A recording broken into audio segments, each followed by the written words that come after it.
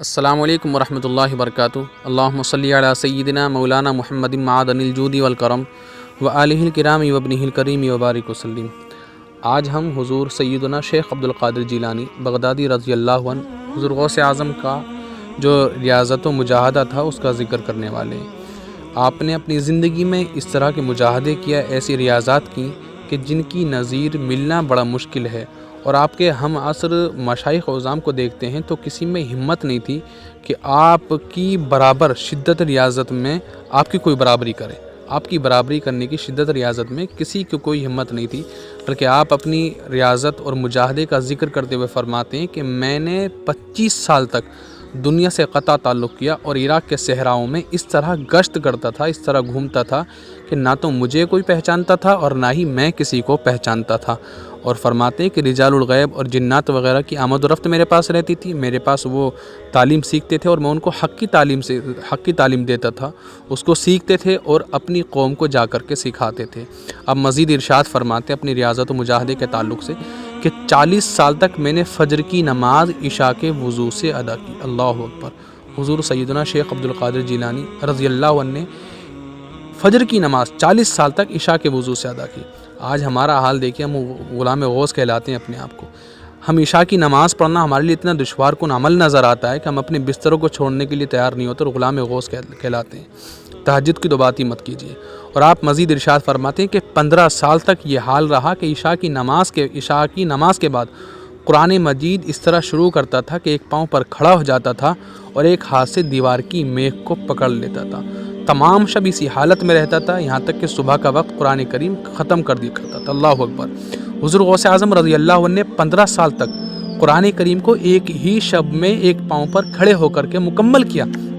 اور آج ہم اپنا حال دیکھیں، غلام غوث کہلانے والے، کہ پورا سال گزر جاتا اور قرآن کریم کو کھول کے نہیں دیکھتے، نمازوں کے قریب نہیں ہم۔ آپ جب غلام غوث ہونے کا دعویٰ کرتے ہیں تو حضور غوث اعظم رضی اللہ عنہ کے نقش قدم پر بھی چلنے کی کوشش کریں۔ آپ کی زندگی ہمارے لیے ایک نمونہ ہے، اگر ہم اس پر عمل کریں گے تو انشاءاللہ کل روز حشر خدا کو منہ بھی دکھانے کی ہمت رکھیں گے۔ اللہ رب العزت ہم سب کو معاف فرمائے۔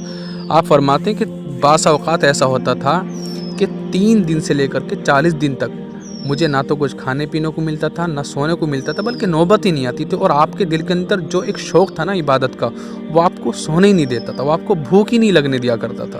اللہ اکبر۔ اللہ رب العزت ہم سب کو بھی یہ شوق عطا فرمائے۔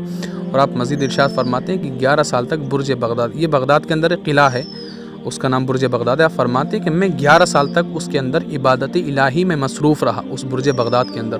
لوگوں نے جب میری اس مصروفیت عبادت کو دیکھا اور دیکھا کہ اتنی طویل قامت ہے، تو لوگ مجھے جو ہے برج اجمی کے نام سے یاد کرنے لگے، اور میں نے اللہ رب العزت سے عہد لیا کہ مولا تبارک و تعالیٰ جب تک تو مجھے نہیں کھلائے گا میں کھاؤں گا نہیں۔ اور آپ فرماتے ہیں ایک دراز مدت گزر گئی، بڑی لمبی مدت گزر گئی، لیکن میں نے کچھ کھایا پیا نہیں، اور اس کے باوجود میں نے اللہ رب العزت سے جو وعدہ کیا تھا اس وعدے کی کوئی خلاف ورزی نہیں کی۔ آپ فرماتے ہیں کہ ایک مرتبہ سفر میں ایک شخص میرے پاس آیا اور آ کر کے میری رفاقت کا سوال کیا۔ میں نے اس سے کہا اگر میری رفاقت حاصل کرنا چاہتے ہو تو صابر و شاکر بن کر رہنا پڑے گا، صبر و شکر کرنا پڑے گا۔ انہوں نے کہا مجھے آپ کی شرط منظور ہے، میرے ساتھ رہے۔ ایک مرتبہ انہوں نے مجھ سے کہا ایک جگہ پر بٹھا کر کے کہ آپ یہیں پر بیٹھے رہیں اور جب تک میں واپس نہ آؤں یہاں اس جگہ سے مت ہٹنا۔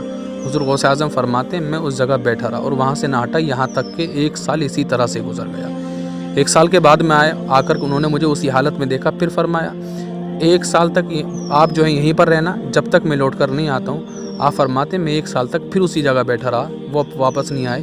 غرض کے 3 مرتبہ ایسا ہوا۔ 3 مرتبہ کے بعد میں جب وہ آئے تو اپنے ساتھ دودھ لے کر کے آئے اور روٹی لے کر کے آئے، اور کہا میں خضر ہوں، اللہ رب العزت نے مجھے حکم دیا ہے کہ میں آپ کے لیے روٹی لے کر کے جاؤں اور دودھ لے کر کے جاؤں اور آپ کے ساتھ بیٹھ کر کے کھاؤں۔ حضور غوث اعظم فرماتے ہیں کہ ہم دونوں نے ساتھ بیٹھ کر کے کھانا کھایا، دودھ پیا۔ اس کے بعد میں حضرت خضر علیہ السلام نے فرمایا اے عبد القادر اب تم اس سیر و سیاحت کو چھوڑو اور صحراؤں کو الوداع کہو اور جا کر کے بغداد میں بیٹھ جاؤ، لوگوں کو واعظ و نصیحت کرو اور حق کی تعلیم دو اور ان کو راہ ہدایت دکھاؤ، ان کو حق کا راستہ دکھاؤ، اور اللہ رب العزت نے جو ہم تک دین پہنچایا ہے اپنے حبیب مکرم صلی اللہ علیہ وسلم کے ذریعے اس دین کی پہچان کراؤ۔ تو حضور سیدنا شیخ عبد القادر جیلانی رضی اللہ عنہ نے بڑے مجاہدے کی، بڑی ریاضت کی اور اپنے نفس پر کنٹرول کیا۔ اللہ رب العزت نے اس کا انعام بھی عطا فرمایا کہ تمام ولیوں کی سرداری اور بادشاہی عطا فرما دی، اور آپ کا نفس مغلوب بھی ہو گیا۔